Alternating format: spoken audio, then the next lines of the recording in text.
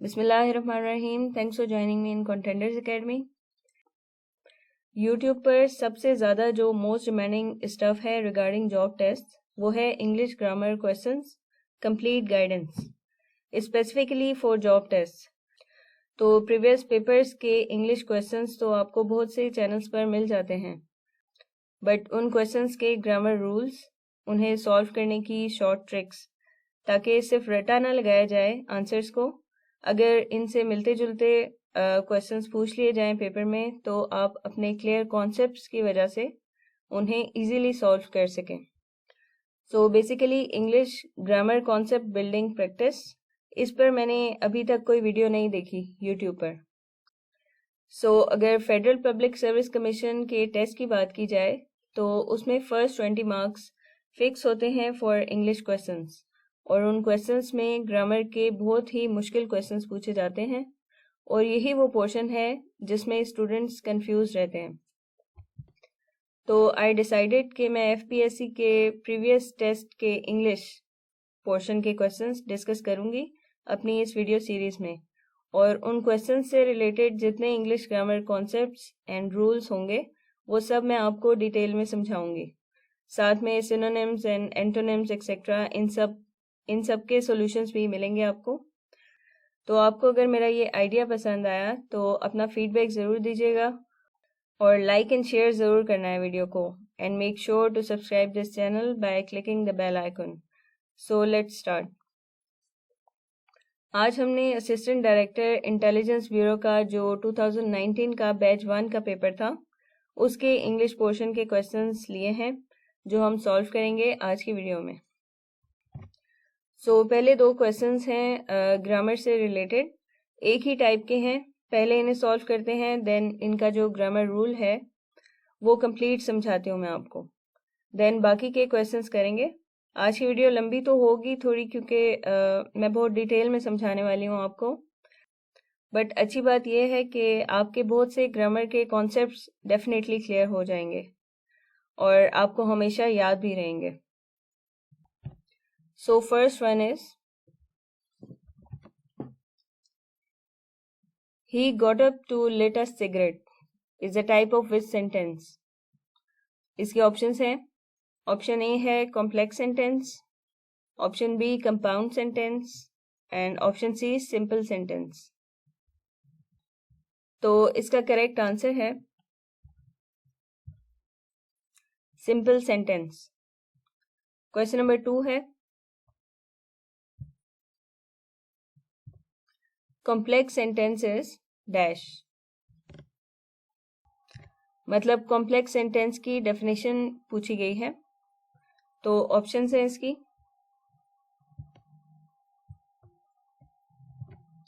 sentence which contains an independent clause that conveys a single complete thought. Then option B है sentence which contains at least one independent clause and at least one dependent clause. और option C है a sentence which consists of two or more independent clauses joined with a comma and coordinating conjunction. तो इसका correct answer है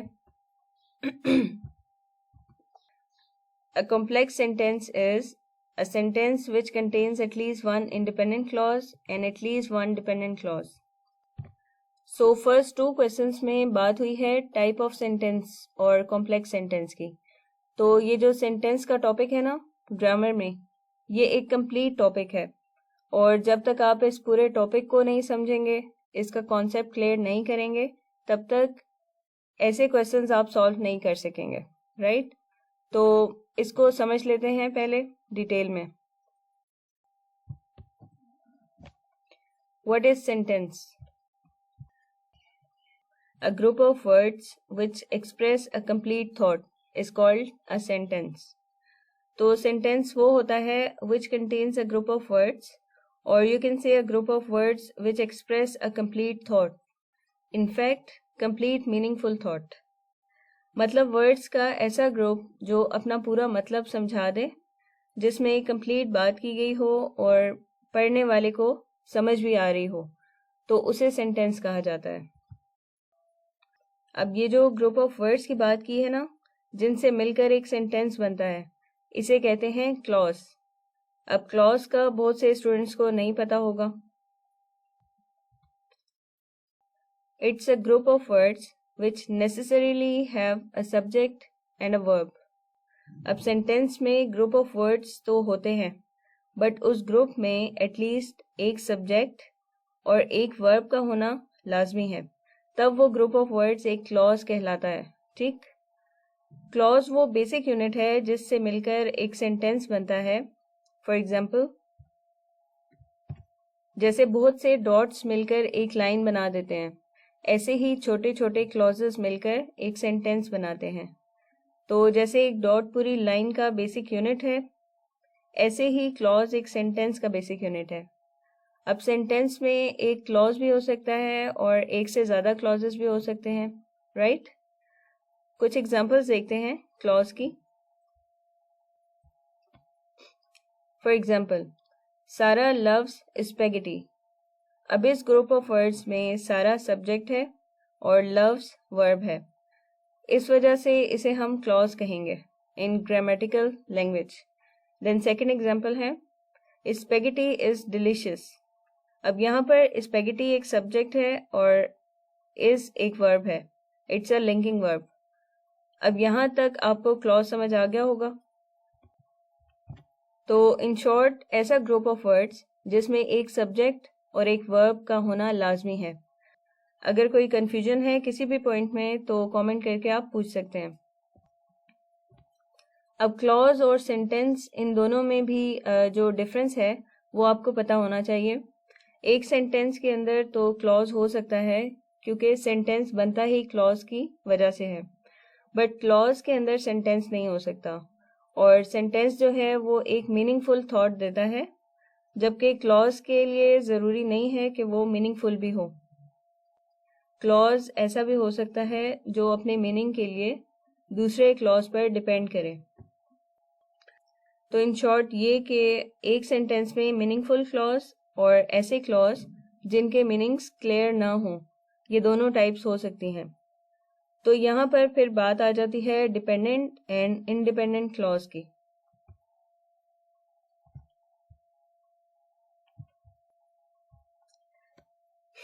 So there are two types of clause, dependent clause and independent clause, right? Dependent clause is a group of sentence that contains a subject and a verb, but it doesn't make sense on its own as a sentence, right? जैसा कि नाम से पता लग रहा है कि ये किसी दूसरे पर डिपेंडेंट है, मतलब डिपेंडेंट क्लॉज में सब्जेक्ट भी होता है और वर्ब भी होता है, बट ये मीनिंगफुल नहीं होता एज अ सेंटेंस। तो मीनिंगफुल बनने के लिए ये सेंटेंस में दूसरे क्लॉज पर डिपेंड करता है। ठीक है, एग्जाम्पल्स देखते हैं, बात क्लियर हो जाएगी आपको। फर्स्ट है दैट आई सोल्ड हिम। अब यहाँ आई सब्जेक्ट है, सोल्ड वर्ब है, सो दोनों बातों से पता लग गया कि ये एक क्लॉज है। बट क्लॉजेस की टाइप्स वहाँ डिफाइन होती हैं जब वो क्लॉज मीनिंगफुल हो या ना हो। तो दैट आई सोल्ड हिम, इसमें हमें बात की समझ नहीं आ रही, क्या सोल्ड किया, किसको किया, कुछ पता नहीं। तो ये एक डिपेंडेंट क्लॉज है, क्योंकि इसको समझने के लिए हमें किसी दूसरे क्लॉज पर डिपेंड करना पड़ेगा, तभी जाकर बात समझ आएगी। ठीक, नेक्स्ट एग्जाम्पल देखते हैं। Why she said that. She is a subject, said is a verb, but meaning समझ नहीं आ रहा कि क्या बात की गई। फिर थर्ड एग्जाम्पल है because she was hungry. She subject, was verb, but again meaningful नहीं है। तो ये हो गया डिपेंडेंट क्लॉज। अगर अभी तक आपको कोई बात नहीं क्लियर तो किसी भी टाइम पूछ सकते हैं, I will definitely answer your question. Next है हमारा independent clause. It's a clause that can form a complete sentence. I mean, it can stand alone as a sentence. But why? Independent clause को एक complete sentence कहा जाता है। क्यों? वो इस वजह से क्योंकि ये meaningful होता है। ठीक? इसे किसी दूसरे पर डिपेंड नहीं करना पड़ता। एग्जाम्पल से समझते हैं। फर्स्ट है शी एट बिरयानी। यहाँ she is a subject, ate is a verb. दोनों कंडीशंस पूरी हो रही हैं क्लॉज की। अब दूसरी बात जो देखनी है वो ये है कि इस क्लॉज में बात समझ आ रही है या नहीं। उसने बिरयानी खाई, यहाँ बताया जा रहा है कि उस लड़की ने बिरयानी खाई। So it's a meaningful clause, that's why called as independent clause, जो खुद में एक सेंटेंस है। सेकेंड एग्जाम्पल है ही रैन फास्ट, वो तेज भागा। बात क्लियर है। Then third example is dogs are very friendly. Dogs subject, are is a verb, और जो बात की गई है इस क्लॉज में वो ये है कि डॉग्स बहुत फ्रेंडली हैं। तो बात समझ में आ रही है, कोई डाउट नहीं है। So it's an independent clause. अब क्लॉज और उसकी टाइप्स आपको सही से समझ आ गई होंगी, आई होप सो, क्योंकि जितने इजी वर्ड्स में मैं बता सकती थी मैंने बताने की कोशिश की है आपको। क्योंकि जो ऑडियंस होती है ना वो सब एक जैसे नहीं होते। कुछ को टॉपिक के बारे में सब कुछ पता होता है, कुछ को थोड़ा बहुत पता होता है, और कुछ ऐसे होते हैं जिन्हें बेसिक्स भी नहीं पता होती। तो जब मैं बेसिक्स डिटेल में क्लियर करती हूँ तो सबको पूरी बात समझ आ जानी चाहिए। अब सेंटेंस की बेस आपको समझ आ गई है, जिससे मिलकर ये बनता है। अब अपने मेन टॉपिक के बारे में बात करेंगे, जो कि है टाइप्स ऑफ सेंटेंस। और इस टॉपिक से बहुत ज़्यादा क्वेश्चंस पूछे जाते हैं एफपीएससी के मुख्तलिफ टेस्ट में। So I need your proper attention. What is sentence? A group of words that expresses a complete thought. Words का वो ग्रुप जिससे हमें कंप्लीट मीनिंग समझ में आ जाए, राइट? तो जैसा मैंने बताया कि सेंटेंस का बेसिक यूनिट क्लॉज है, तो एक सेंटेंस में सिर्फ एक क्लॉज भी हो सकता है और एक से ज्यादा क्लॉजेस भी हो सकते हैं। ये बात भी पहले बता चुकी हूँ, बार बार इसलिए बताती हूँ ताकि आपको ये बातें हमेशा के लिए याद रह जाएं। एग्जाम्पल्स देखते हैं। फर्स्ट है शी एट बिरयानी। अब ये वही एग्जाम्पल है जो इंडिपेंडेंट क्लॉज में दी थी मैंने। सो ये एक कंप्लीट मीनिंगफुल सेंटेंस है। अब ज्यादा क्लॉजेस वाला सेंटेंस देखते हैं। नेक्स्ट है I went there but I couldn't find him. अब इस सेंटेंस में देखें, एक ही सेंटेंस में दो क्लॉजेस हैं और दोनों ही मीनिंगफुल हैं। आई वेंट देयर, मैं वहां गया, but I couldn't find him, मुझे वो नहीं मिला। ये दोनों मीनिंगफुल क्लॉजेस हैं। That means two meaningful clauses in a sentence. ये बातें आपने माइंड में रखनी है जो मैं इतना जोर दे के बता रही हूँ आपको, कि पहले सेंटेंस में सिर्फ एक क्लॉज था, फिर दूसरे में दो क्लॉजेस, और दोनों ही इंडिपेंडेंट, दोनों अपना पूरा मीनिंग प्रोड्यूस कर रहे हैं without any support of other clause. अब थर्ड एग्जाम्पल देखते हैं ज्यादा क्लॉजेस वाले सेंटेंस की। ही seems like a nice guy but I don't know if I trust him. अब इस सेंटेंस में ही seems like a nice guy, ये मीनिंगफुल है, but I don't know if I trust him, मुझे नहीं पता मैं इस पर ट्रस्ट करूं या नहीं। अगर इस पार्ट को सेपरेट करके देखा जाए तो हमें इस क्लॉज की आगे पीछे की कोई स्टोरी पता नहीं लग रही, कुछ बात समझ नहीं आएगी आपको कि किस पर ट्रस्ट करूं, ये नहीं पता लग रहा। सो इस सेंटेंस में एक इंडिपेंडेंट क्लॉज है और दूसरा डिपेंडेंट क्लॉज है। ये पॉइंट भी आपने माइंड में रखना है, क्योंकि ये क्लॉजेस ही वो चीज हैं जो सेंटेंस को डिफरेंट टाइप्स में डिवाइड करते हैं। और वो टाइप्स हैं simple sentence, compound sentence and complex sentence. ये तीन बेसिक टाइप्स हैं सेंटेंस की, और सेंटेंस की इन्हीं टाइप्स के कॉन्सेप्ट्स क्लियर करने के लिए मुझे इस टॉपिक को जीरो से स्टार्ट करना पड़ा है। बट आई होप मैंने जो एक एक पॉइंट समझाने की कोशिश की है आपको, इसमें मैं कामयाब हो गई हूँ। अगर आपको अब तक जो कुछ मैंने बताया है वो सब समझ आ गया है तो आपको सेंटेंस की ये तीन टाइप्स आप कभी नहीं भूलने वाली इंशाल्लाह। तो सिंपल सेंटेंस देखते हैं क्या होता है। A simple sentence is a sentence that consists of only one independent clause. ऐसा सेंटेंस जिसमें सिर्फ एक इंडिपेंडेंट क्लॉज मौजूद हो उसे सिंपल सेंटेंस कहते हैं, और एक ही क्लॉज होने की वजह से इसे सिंपल कहा जाता है। जैसा मैंने इंडिपेंडेंट क्लॉज का आपको बताया था कि independent clause can stand alone as a sentence, और ये मीनिंगफुल होता है क्योंकि डिपेंड नहीं करता किसी दूसरे क्लॉज पर। सो इंडिपेंडेंट क्लॉज बजाते खुद एक सेंटेंस है, कंप्लीट सेंटेंस, और इसी वजह से इंडिपेंडेंट क्लॉज को एक सिंपल सेंटेंस भी कहा जाता है। एग्जाम्पल्स देखते हैं। She ate biryani. मैं वही पुरानी एग्जाम्पल यूज कर रही हूँ ताकि आपको अच्छे से समझ आ जाए। अब इसमें she is a subject, ate is a verb, और ये मीनिंगफुल भी है। इंडिपेंडेंट क्लॉज की सब कंडीशंस पर पूरा उतरता है, सो इट्स अ सिंपल सेंटेंस। ऐसे ही कुछ और एग्जाम्पल्स देखते हैं। I cannot drink cold water. Then she likes walking. And last है I'm not going outside. Next बात करेंगे कंपाउंड सेंटेंस की। Compound sentence is a sentence that consist of 2 or more independent clauses joined together by a comma and a coordinating conjunction. ऐसा sentence जिसमें 2 या 2 से ज़्यादा independent clauses हों। ये पॉइंट नोट करना है आपने कि कंपाउंड सेंटेंस में जितने भी क्लॉजेस होंगे वो इंडिपेंडेंट क्लॉजेस होंगे, मतलब हर क्लॉज एक कंप्लीट सेंटेंस होगा एक ही सेंटेंस के अंदर, और वो इंडिपेंडेंट क्लॉजेस मस्ट ज्वाइन होंगे bye comma and a coordinating conjunction.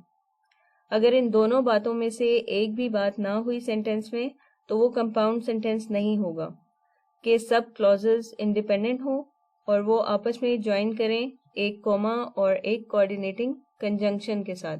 ठीक है। और एक सबसे इम्पोर्टेंट बात कि जो कंपाउंड सेंटेंसेस होते हैं ना, उसमें जो दोनों इंडिपेंडेंट क्लॉजेस हैं उनका सेंटेंस के अंदर कोऑर्डिनेशन होना चाहिए, तभी हम उसे कंपाउंड सेंटेंस कह सकेंगे। और यही वजह है कि कोऑर्डिनेशन शो करने के लिए उनके दरमियान एक कोऑर्डिनेटिंग कंजंक्शन यूज की जाती है। मतलब ऐसा ना हो कि दोनों क्लॉजेस का आपस में कोई कनेक्शन ही ना हो, ऐसे में फिर वो कंपाउंड सेंटेंस नहीं कहलाएगा। अब कॉमा का आपको पता है, ये साइन है इसका, और दूसरी बात की गई थी कोऑर्डिनेटिंग कंजंक्शंस की। तो कोऑर्डिनेटिंग कंजंक्शंस वर्ड्स को, फ्रेजेस को एंड क्लॉजेस को कंबाइन करती हैं। ये टोटल 7 कंजंक्शंस हैं जिन्हें आपने याद रखना है। फॉर, एंड, नॉर, बट, और, येट एंड सो। तो इन सब कोऑर्डिनेटिंग कंजंक्शंस को याद रखने के लिए फैन वॉइस का वर्ड यूज किया जाता है। Means F for, A for and, N for nor, B for but, O for और, Y for yet and S for so. तो फैन वॉइस के साथ इसे याद करना बहुत आसान हो जाता है, राइट? आप बस कोऑर्डिनेटिंग कंजंक्शंस के नाम पर एक वर्ड याद कर लें, दैट इज फैन वॉइस। तो ये 2 चीज़ें इंपॉर्टेंट हैं जो हमें कंपाउंड सेंटेंस को आइडेंटिफाई करने के लिए पता होनी चाहिए। एक तो ये कि सेंटेंस में 2 या 2 से ज़्यादा इंडिपेंडेंट क्लॉजेस होंगे और वो इंडिपेंडेंट क्लॉजेस मिले हुए होंगे bye comma and coordinating conjunctions. जैसा इस इमेज में आप देख सकते हैं, ये एक स्ट्रक्चर बताया गया है कंपाउंड सेंटेंस का। Independent clause, comma, then coordinating conjunction, then independent clause. अब कंपाउंड सेंटेंस की एग्जांपल्स देख लेते हैं। Nancy was out of oil, so she went to the grocery store. Nancy was out of oil. Nancy का oil ख़त्म हो गया था। सेंटेंस का ये पार्ट मीनिंगफुल है और सब्जेक्ट और वर्ब भी मौजूद हैं, सो ये एक इंडिपेंडेंट क्लॉज है। Then it has a comma and so as a coordinating conjunction. Then she went to the grocery store, वो ग्रोसरी स्टोर पर गई। इस क्लॉज में भी एक सब्जेक्ट है और एक वर्ब है और मीनिंगफुल भी है। अगर सेपरेट करके देखा जाए तो बात समझ आ रही है कि वो ग्रोसरी स्टोर पर गई। सब कंडीशंस पूरी हो रही हैं, so we can say it's a compound sentence. ठीक, कुछ और एग्जांपल्स देखते हैं। अब ये बाकी के एग्जांपल्स में तमाम कोऑर्डिनेटिंग कंजंक्शंस यूज की गई हैं येट के अलावा। फर्स्ट है the door is locked and I don't have a key. Then I don't like short nails but I can't stop biting them. ऐसे ही बाकी एग्जांपल्स हैं, वो आप रीड कर लीजिएगा पॉज करके। अब थर्ड टाइप है complex sentence. Complex sentence is a sentence that consists of one independent clause and at least one dependent clause. मतलब सेंटेंस में एक तो इंडिपेंडेंट क्लॉज मस्ट होगा और उसके अलावा अगर एक भी डिपेंडेंट क्लॉज हुआ तो आपने समझ जाना है कि ये कॉम्प्लेक्स सेंटेंस है। ठीक है, यहाँ बात हुई है कि at least one dependent clause must be there, मतलब एक से ज़्यादा डिपेंडेंट क्लॉजेस भी हो सकते हैं कॉम्प्लेक्स सेंटेंस में, बट इंडिपेंडेंट क्लॉज एक ही होगा। इंडिपेंडेंट क्लॉज को मेन क्लॉज भी कहते हैं और जो डिपेंडेंट क्लॉज होता है ना, उसे सबऑर्डिनेट क्लॉज भी कहा जाता है। अब कॉम्प्लेक्स सेंटेंस में इंडिपेंडेंट एंड डिपेंडेंट क्लॉजेस का तो समझ आ गया होगा आपको, बट एक तीसरी चीज भी होती है जिसको सेंटेंस में देखते ही आपको समझ आ जाएगी कि ये कॉम्प्लेक्स सेंटेंस है, और वो है सबऑर्डिनेट कंजंक्शन या फिर रिलेटिव प्रोनाउन का सेंटेंस में होना। जैसे मैंने कंपाउंड सेंटेंस में बताया था कि कोऑर्डिनेटिंग कंजंक्शन दो इंडिपेंडेंट क्लॉजेस को ज्वाइन करती है, वैसे ही कॉम्प्लेक्स सेंटेंस में सबऑर्डिनेट कंजंक्शन या फिर रिलेटिव प्रोनाउन का होना मस्ट होता है।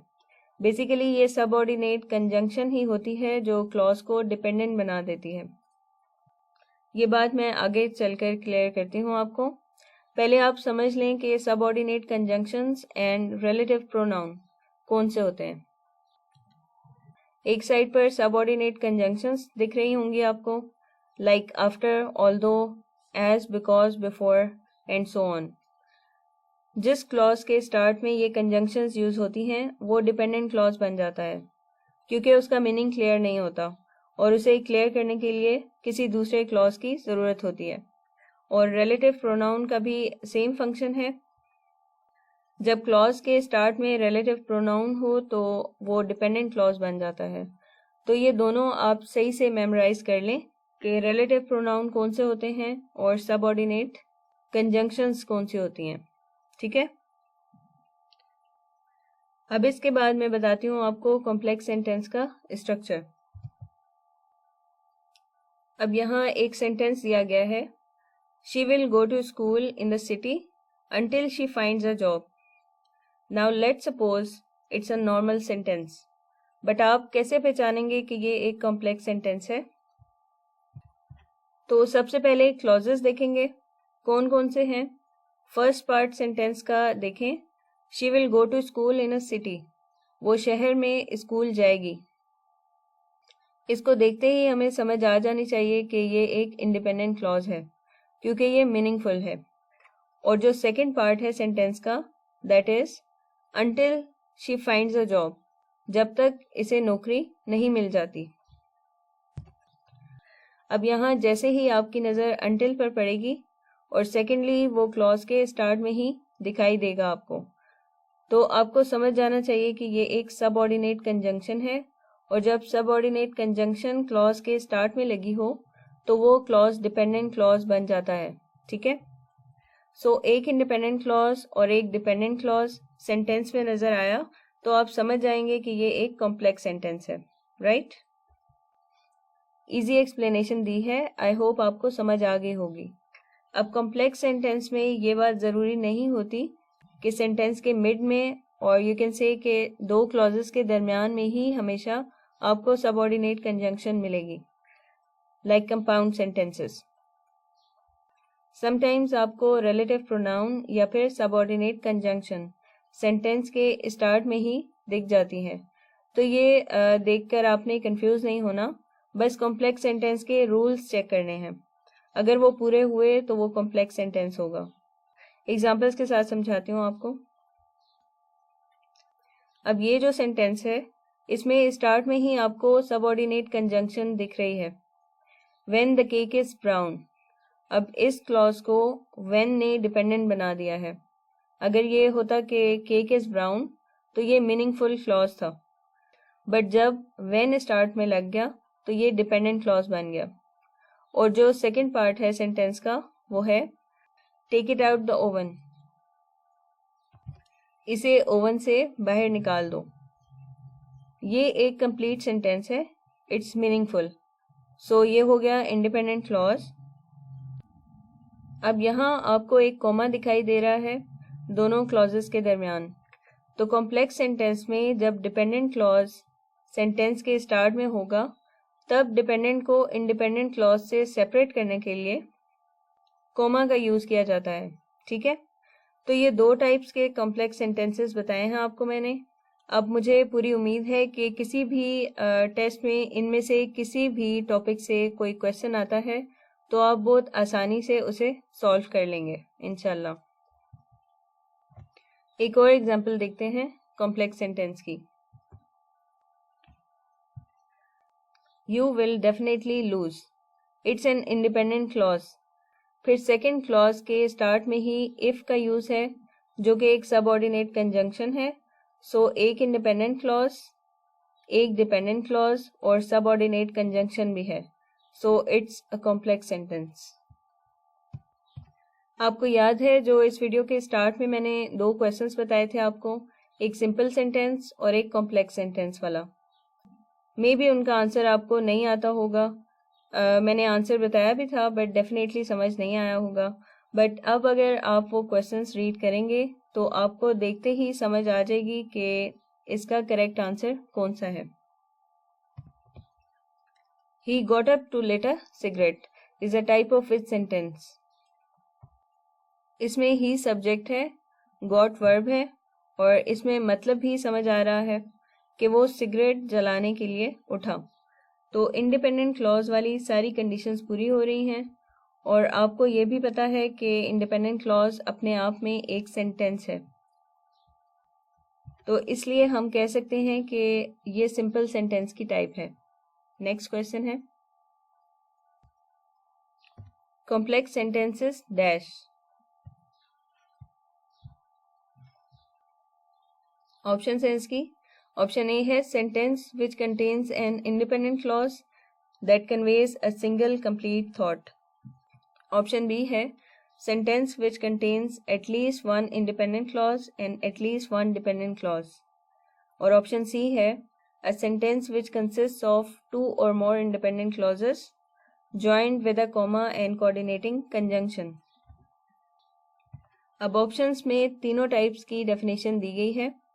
ऑप्शन ए सिंपल सेंटेंस की डेफिनेशन, ऑप्शन बी जिसमें एक इंडिपेंडेंट एंड एक या एक से ज़्यादा डिपेंडेंट क्लॉजेस हों वो होगा कॉम्प्लेक्स सेंटेंस, जो कि करेक्ट आंसर भी है इस क्वेश्चन का।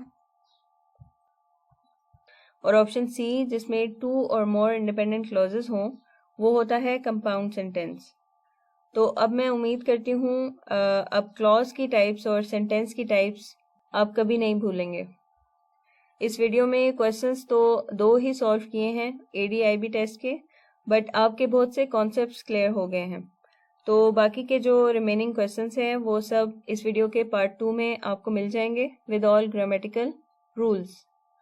सो I hope will see you soon in next video part इंशाल्लाह।